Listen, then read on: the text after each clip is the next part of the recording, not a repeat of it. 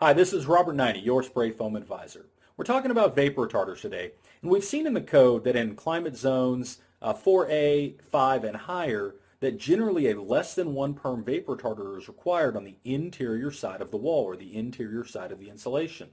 But why is this required in the north and not the south? Well, let's talk a little bit about that.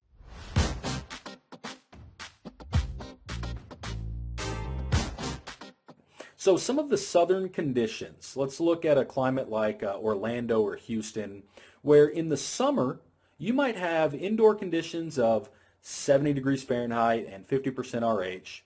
And on the outdoors you have 90 Fahrenheit and 80% RH. Well, what happens? Your vapor drive is moving from high to low, right? From high temperature to low temperature is where the heat's moving. Your vapor is also moving from high concentration to low concentration. And under those type of climatic conditions, your vapor drive is from the outside through the wall to the inside, right? But let's reverse it in the winter. What happens in the winter in that same type of climate of Orlando or Houston?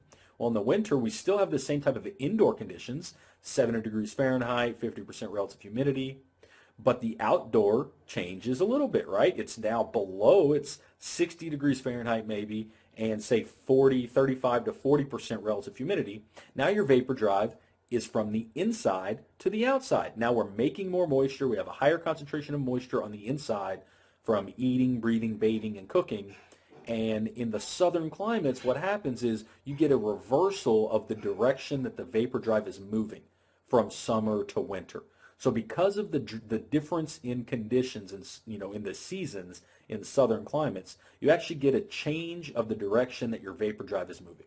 So by not having a vapor retarder in the assembly, we're able to allow the wall system to breathe, if you will, in both directions. And breathe, I really don't like that term, but what it means is you allow the vapor to move in both directions with minimal risk of having condensation, because a lot of times in those climate zones, we don't have the risk of condensation because temperatures don't get low enough, and so we can allow the vapor to move freely back and forth without trapping it in the wall assembly anywhere.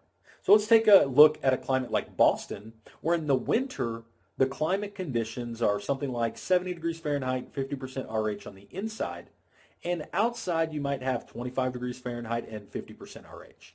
So if you have the same relative humidity inside and outside, but you have a temperature differential, what direction is the vapor drive? The vapor drive is going to be from the inside to the outside because that hot air on the inside can hold more moisture. So with a relative humidity of 50% on the inside, you're actually holding more moisture than the air on the outside.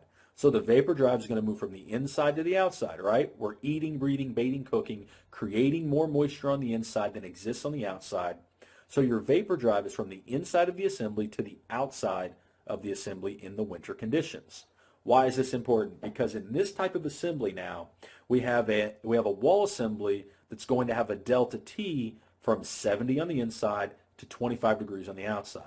When you start to find the point where that wall crosses, say, 45 degrees Fahrenheit, 40 degrees Fahrenheit as you move from the inside to the outside, that's when we start running into potential condensation issues, where you can see the risk for potential condensation if you don't take care of your vapor drive appropriately, if you don't mitigate how much vapor is moving through that wall assembly. So that's why you're going to see requirements for vapor retarders in those type of northern climates, because you're going to have bigger delta T's in the winter, and you're going to have more vapor drive from the inside to the outside. And when that warm air can find a cold surface, that's the risk for condensation, and that's where you find your potential damaging effects on buildings. Now, in that same type of climate in the summer, you're going to have maybe the same indoor conditions, 70 degrees Fahrenheit, 50% RH, but your outdoor climate is going to be very similar to the indoor climate. You're going to be, pretty close to 70 degrees Fahrenheit and maybe 75% RH. You're not going to have a very drastic differential in temperature and RH in the summer. Your vapor drive is not going to be very significant going the other way from the outside to inside in the summer, so you're not going to have to worry about condensation. Additionally, you don't really have the temperature differential that's necessary for you to achieve condensation in that wall assembly. If you've ever heard the term the warm and winter side of the wall, that's really what we're trying to do, is prevent the moisture on the warm side of the structure from traveling through the wall assembly and contacting a cold surface in winter. because that's how you get condensation. That's how you get moisture buildup in an assembly.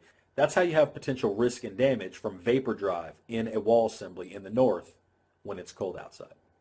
This is Robert Naini with Spray Foam Advisor. Check us out on some more videos.